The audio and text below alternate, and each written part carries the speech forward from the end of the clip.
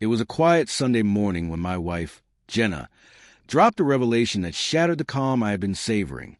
Her eyes were wide, hands trembling slightly as she whispered, "I'm in love with someone else."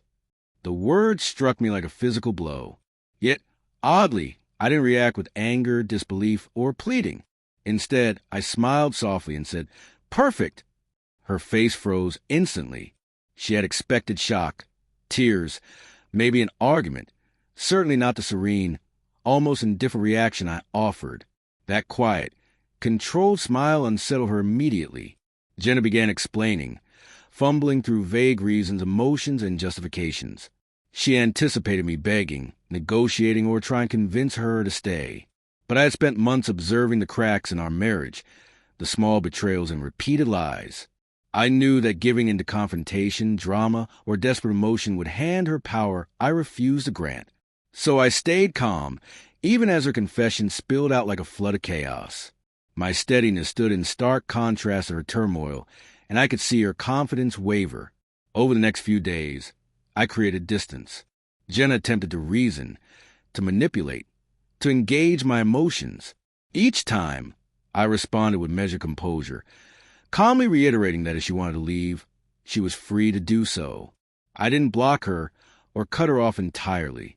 Instead, I demonstrated that my life would continue regardless of her choices. The power dynamic had shifted. Within a week, she had begun moving toward the other man, expecting my calm to be weakness. But I had anticipated this. Quietly, I began organizing my own affairs, my finances, social life, even travel plans I had postponed for her. Without a word, I made it clear I was reclaiming my life, and she noticed. Then came the frantic messages. "I didn't mean it. I'm confused. Please, let's talk." It was a mistake. I read them all without responding, knowing my silence would speak louder than any emotional reply.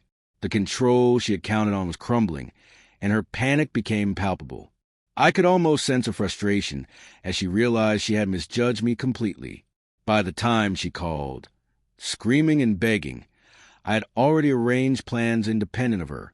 I answered calmly, letting her vent without interruption. She cried, pleaded, insisting her confession had been a lie, that it was all a mistake. I listened, acknowledging nothing beyond the literal facts of her words. Her behavior grew erratic, swinging between panic, tears, and desperate pleas. But I maintained the same calm, steady demeanor, never escalating, never reacting with need or desperation. I had learned that calm authority disarms more than anger, and allowing her to unravel in front of me without giving in was the most powerful response. Over time, the pattern became obvious. She was trying everything she could to regain control over a situation she thought she dominated.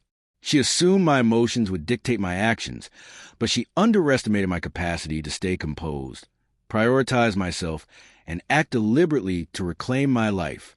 Eventually, she understood her attempts were futile.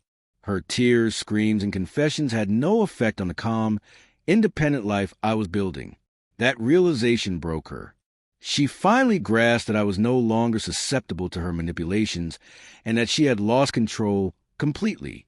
In the end, I needed no revenge, no confrontation, no dramatic displays. My quiet, deliberate actions, refusal to be manipulated, and focus on reclaiming my life had accomplished everything.